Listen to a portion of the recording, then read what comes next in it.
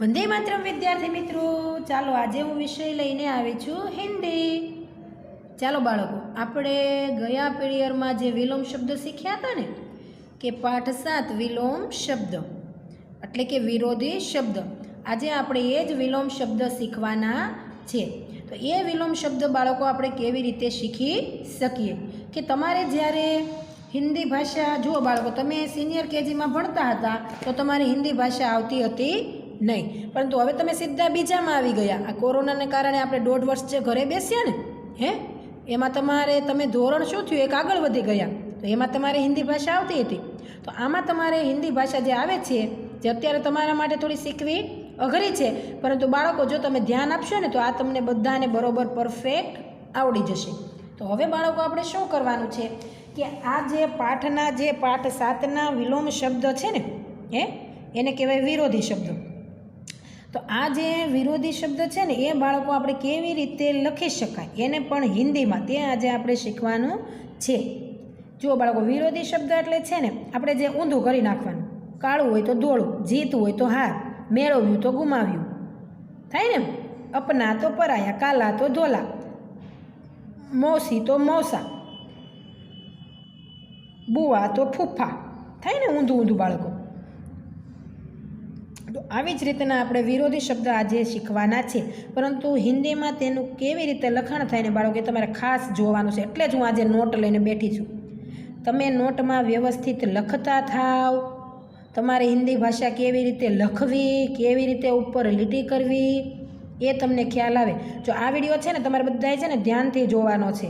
અહીંયા ક્લાસમાં તો હું વારંવાર સૂચના આપતી હોય તો એ ઘણા ખબર છે ને લીટી ત્રાસી કરી નાખે, અક્ષર નાના કરી નાખે. ગુજરાતીનો લ હોય, હિન્દીનો લ, તો એની જગ્યાએ ગુજરાતીનો લ કરી નાખે, એવું કરવાનું નથી. પરંતુ એ કેવી રીતના લખવું ને એ તમારે જોવાનું છે. ચાલો, પહેલું શું આપેલું છે બાળકો? દિવસ. અહીંયા શું લખેલું છે કે દિવસ. તો આપણે અહીંયા વચ્ચે હું લીટો કરું છું, એનું થશે રાત. વિરોધી શબ્દ લખવાના છે ને બાળકો, એટલે આપણે એનું લખીએ રાત. જો આવી રીતના, જો આવા સરસ અક્ષર બધાયના થવા જોઈએ ને લીટી તો એકદમ સીધી થવી જોઈએ. આ લીટી કેમ મારી સીધી થઈ છે? બધાની લીટી એવી સીધી જ થવી જોઈએ. પછી બીજું શું છે બાળકો? સુબહ. સુબહ એટલે શું થાય બાળકો ખબર છે ને? સુબહ એટલે તમે સુબહ જલ્દી ઉઠો, એટલે સવારે હું જલ્દી ઉઠું એમ થાય ને. સુબહ એટલે શું થાય? સવાર.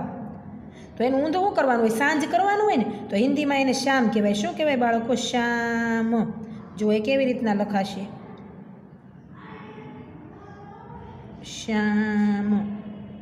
જો આવી રીતના. હિન્દીમાં કેવી રીતના બાળકો લખાય? આવી રીતના, શામ. પછી છે કાલા. તો અહીંયા હું ડેશ કરીશ. ચાલો, કાલા. તો હિન્દીમાં કાલા છે. ગુજરાતીમાં તમને એમ કહો કે કીધું હોય કે કાળું, તો તમે વિરોધ શું બોલો? ધોળું જ બોલો ને. ધોળું અથવા ગોરું અથવા સફેદ. તો હિન્દીમાં છે ને ધોળું હોય, સફેદ હોય, એને શું કહેવાય ખબર? ગોરા. એ કિતના ગોરા હે. કોઈ નાનું છોકરું ધોળું હોય તો આપણે તેને અત્યારે શું કહેવાય? કેટલો ધોળો હશે એમ કહીએ ને. પણ હિન્દીમાં શું કહેવાય? ગોરા. શું કહેવાય બાળકો? ગોરા. કે કિતના ગોરા હે એટલે કે સફેદ છે. ચાલો, કાલા. તો એનું શું થશે હિન્દી? ગોરા. જુઓ બાળકો, મારે જરી કઈ લીટી આગા પાછી થાય છે? ક્યાંય પણ મારે લીટી આડી નથી થતી કે શબ્દ નાના મોટો નથી થતો. થાય છે બાળકો? તો તમારે જો આવી જ રીતના હિન્દી ભાષા શીખવાની છે કે બરોબર આ પતલી લીટીમાંથી બહાર અક્ષર નીકળવા ન જોઈએ, નીચે અક્ષર નીકળવા ન જોઈએ. માત્રા છે આ લીટી કરવી એની માથે જ આવવી જોઈએ. અને આ રા છે તેને આજે કાના માત્રા બધા લગાવ્યા એની જેવડા જ થવા જોઈએ. એ બધું તમારે બાળકો ખ્યાલ રાખવાનું, તો જ તમે પરફેક્ટ લીટીમાં લખી શકો. હવે છે અપના. શું છે બાળકો? અપના. તો શું કરવાનું? અપના તો શું કરવાનું બાળકો? આપણું તો પોતાનું, તો બીજાનું થાય ને. પોતાનું. ગુજરાતીમાં આપણે એમ કે આ પોતાનું છે એટલે આપણું છે, તો ઊંધું શું થાય? એનું બીજાનું થાય ને. તો હિન્દીમાં અપના છે તો પરાયા એટલે બીજાનું. જો એ કેવી રીતના લખાશે બાળકો? પરાયા. જો આવી રીતના.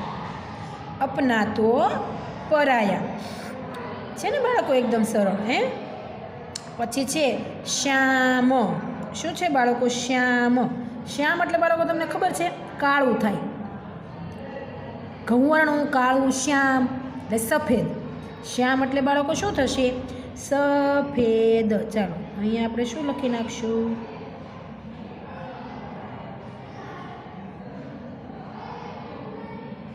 સફેદ.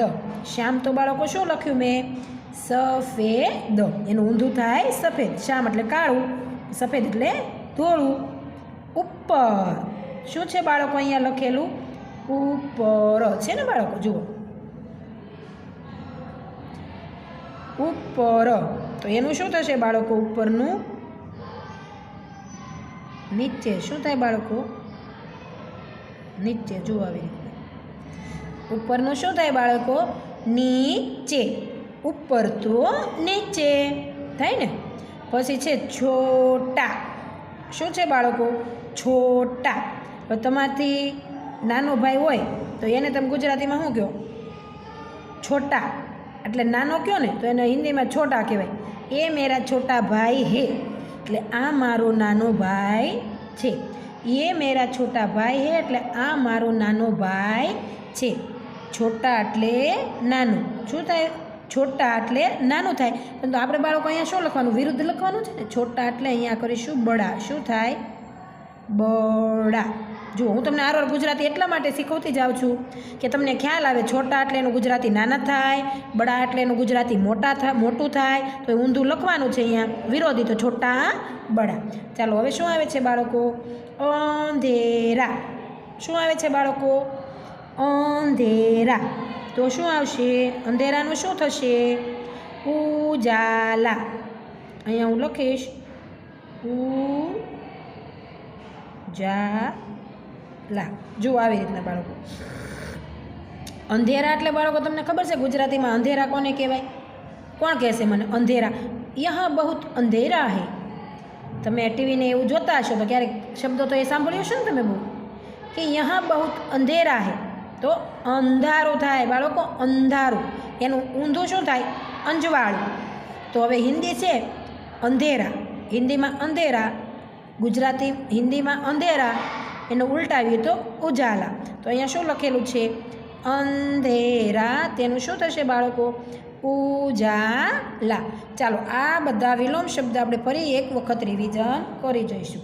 દિવસ એટલે રાત, દિવસ તો રાત, સુબહ તો શામ, કાલા તો ગોરા, अपना तो पराया, शाम तो सफ़ेद, ऊपर नीचे, छोटा बड़ा, अंधेरा उजाला. मजा આવે છે ને બાળકો?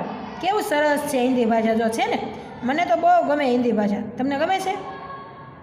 હે? મને તો બહુ પ્રિય છે હિન્દી ભાષા. હવે તમારી પણ આ ભાષા પ્રિય બનાવી દેવાની છે મારે. બનાવી છે ને હિન્દી ભાષા બાળકો? તમે જેમ જેમ છે ને સમજતા થશો ને એમ બધા કરતાં સહેલી જ છે. આ તો સીધું તમારે આ બીજા ધોરણમાં આપણે હિન્દી આવ્યું છે એટલે તમને થોડી અઘરી લાગતી છે, પરંતુ હિન્દી ભાષા એકદમ સરળ છે. ચાલો હવે આપણે બાળકો આગળનું જોઈશું કે આગળ આપણે શું કરવાનું છે. આગળનું શું આપેલું છે? જુઓ બધા, આગળ આપેલું છે રિશ્તેદાર. અહીંયા શું લખેલું છે? રિશ્તેદાર એટલે શું થશે? સગા સંબંધી. શું થાય બાળકો? સગા સંબંધી થાય ને. રિશ્તેદારને આપણે સગા સંબંધી કહી શકીએ. તો હવે જુઓ બાળકો, આ પિતા છે ને, પિતા, માતા, કાકા, કાકી, મામા, મામી. હવે આપણે બાળકો આનું પણ આપણે કેવી રીતના લખવાનું ખબર? પિતાને શું કહેવાય હિન્દીમાં? ચાલો હું લખું છું. પિતાને આપણે પિતા જ કહેવાય. જુઓ, પિતાને આપણે શું કહેવાય? પિતા જ કહેવાય. માતાને શું કહેવાય બાળકો? માતાને પણ આપણે શું કહેવાય? માતા જ કહેવાય. જુઓ, પિતા એટલે પિતા, માતા એટલે માતા. પછી છે કાકા. પરંતુ બાળકો ચોપડીમાં મેં સમજાવ્યું છે ને, કાકાને શું કહેવાય? હવે તમે બધાએ બોલશો કે ચાચા. શું કહેવાય બાળકો? ચાચા. કાકાને શું કહેવાય બાળકો? ચાચા. પછી શું આવશે બાળકો? કાકી. શું આવશે બાળકો? શું આવે છે બાળકો? કાકી. તો કાકીને હિન્દીમાં શું કહેવાય? કોણ કહેશે મને? કાકીને હિન્દીમાં કહેવાય ચાચી. આપણે કાકાને શું કીધું બાળકો? કાકા એટલે ચાચા, કાકી એટલે ચાચી. થાય ને બાળકો? કાકા એટલે ચાચા અને કાકી એટલે ચાચી. પછી જુઓ બાળકો શું આવે છે? મામા. શું આવે છે બાળકો? મામા આવે છે ને બાળકો? તો હવે આ મામા છે જે તેને આપણે ગુજરાતીમાં પણ મામા કહેવાય અને હિન્દીમાં પણ મામા કહેવાય. જો આવી રીતના ગુજરાતીમાં પણ મામા કહેવાય અને હિન્દીમાં પણ મામા કહેવાય. તો હવે બાળકો આવે છે મામી. શું આવે છે બાળકો? મામી. તો એને પણ આપણે હિન્દીમાં પણ મામી કહેવાય અને ગુજરાતીમાં પણ મામી કહેવાય. જો આવી રીતના હિન્દી ભાષા બાળકો આપણે આવી રીતે લખવાની છે કે આપણનો એક શબ્દ છે ને બરોબર બંધ બેસતો આવવો જોઈએ. હવે બાળકો શું આવે છે? હવે બાળકો આવે છે ભાણેજ. શું આવે છે બાળકો? ભાણેજ. ભાણેજને શું કહેવાય બાળકો? ખબર છે તમને? ભાંજા. હિન્દીમાં શું કહેવાય? ભાંજા કહેવાય ને બાળકો? ભાણેજને કહેવાય ભાંજા. પછી જુઓ બાળકો શું લખેલું છે? ભત્રીજો. શું લખેલું છે બાળકો? ભત્રીજો. તો આ જે ભત્રીજો છે તેને આપણે શું કહેશું? ભત્રીજાને બાળકો શું કહેવાય? ભત્રીજાને કહેવાય ભતીજા. શું કહેવાય બાળકો? ભતીજા. હવે જુઓ બાળકો, ભત્રીજો એટલે હિન્દીમાં થશે ભતીજા. હવે પછી બાળકો આવે છે માસા. શું આવે છે બાળકો? માસા. તો આ જે માસા શબ્દ છે, આ જે બાળકો માસા શબ્દ છે ને એને તમે ગુજરાતીમાં તો આપણે માસી હોય તો માસા કહીએ ને પરંતુ આપણે હિન્દીમાં એ જે માસા છે તેને આપણે શું કહેવું એ જોવાનું છે. તો ચાલો મને કોણ કહેશે કે માસાને હિન્દીમાં શું કહેવાય? ચાલો મને કોણ કહેશે કે માસાને હિન્દીમાં શું કહેવાય? જુઓ બાળકો, અહીંયા શું આપેલું છે? અહીંયા આપેલું છે માસા. આપેલું છે ને માસા. તો એને કહેવાય મૌસા. શું કહેવાય બાળકો? મૌસા. માસાને કહેવાય મૌસા. પછી છે માસી. તો માસીને બાળકો આપણે શું કહેવાય? મૌસી. શું કહેવાય બાળકો? મૌસી. તો આવી જ રીતના જુઓ બાળકો, આપણે હિન્દીમાં ભાંજા, ભતીજા, મૌસા, મૌસી એવી રીતે નામોનું ઉચ્ચારણ થાય છે. પછી આવે છે બાળકો ફોઈ. છે ને તમારે બધાને ફોઈ? કોને કોને ફોઈ છે? આપણે ફઈ કહીએ ને એ ફોઈ. હો બાળકો, ફોઈ કોઈ કાંઈ બીજું કાંઈ નવીન નહીં. આપણે કેમ કહીએ મમ્મી ફઈ આવ્યા કહીએ ને એ જ ફઈ. તો આ ફોઈ છે ને એને શું કહેવાય હિન્દીમાં ખબર છે બાળકો તમને? બુઆ. શું કહેવાય? બુઆ. પછી શું કહેવાય બાળકો? ફુવાને. ફુવા એટલે બાળકો આપણે ફુવા કહીએ ને, ફુવા, ઈ ફુવા. તો એને હિન્દીમાં શું કહેવાય ખબર છે? ફુફ્ફા. શું કહેવાય બાળકો? આ ફા. જુઓ આવી રીતના ફુફ્ફા. જે ફઈ છે તેને બુવા કહેવાય, જે ફુવા છે તેને ફુફ્ફા કહેવાય. ચાલો બાળકો, ફરી એક વખત આપણે આ બધા શબ્દોનું રિવિઝન કરી જઈશું. પિતા એટલે પિતા, માતા એટલે માતા, કાકા એટલે ચાચા, કાકી એટલે ચાચી, મામા એટલે મામા, મામી એટલે મામી, ભાણેજ એટલે ભાંજા, ભત્રીજો એટલે ભતીજા, માસા એટલે મૌસા, માસી એટલે મૌસી, ફોઈ એટલે બુઆ ને ફુવા એટલે ફૂફા. ફુવા એટલે બાળકો ફૂફા. છે ને બાળકો? એકદમ સરળ. તો આવી જ રીતે તમારે હિન્દી હોય કે ગુજરાતી હોય તો તેને હિન્દીમાં કેવી રીતે લખાય અને હિન્દી હોય તો એનું ગુજરાતીમાં કેવી રીતે લખાય એ શીખવાનું છે.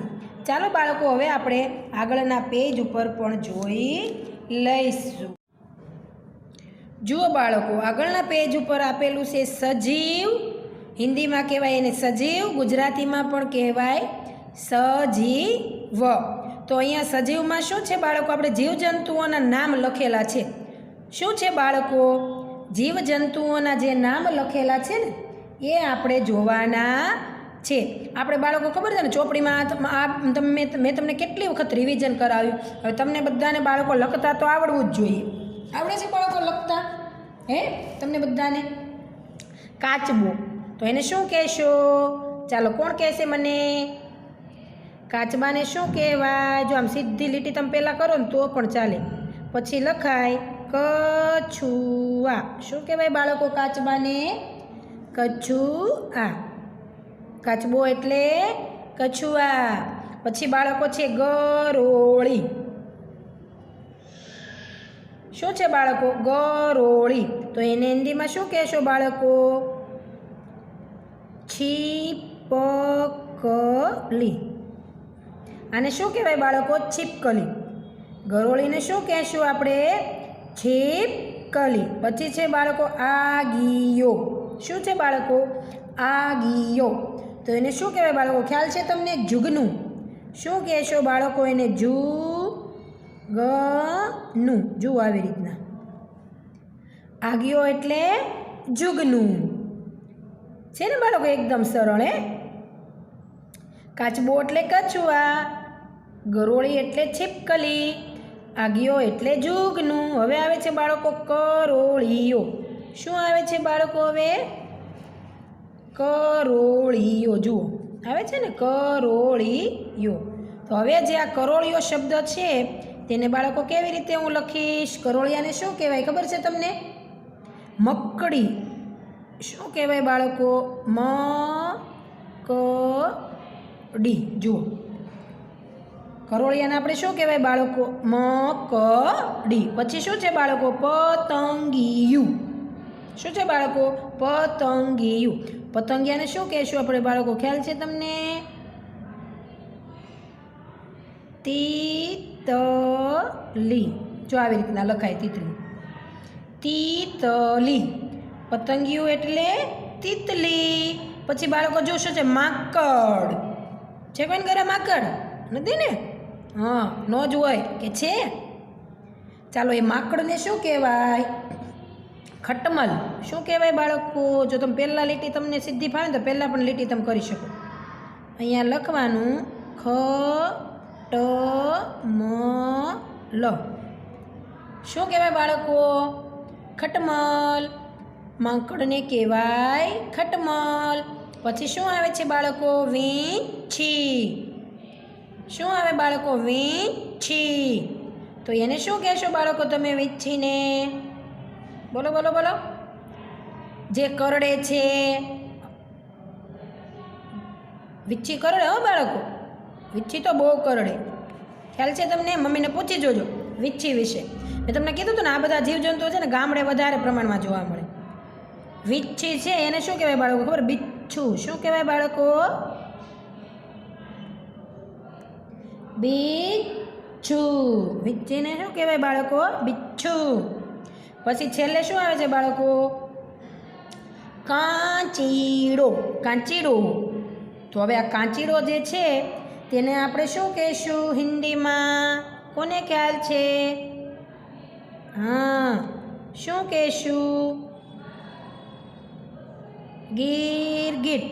શું કહેશું બાળકો? ગીરગીટ. કાંચીડાને આપણે શું કહેશું બાળકો? ગીરગીટ. થાય ને? ચાલો, ફરી એક વખત આપણે આ બધા સજીવોને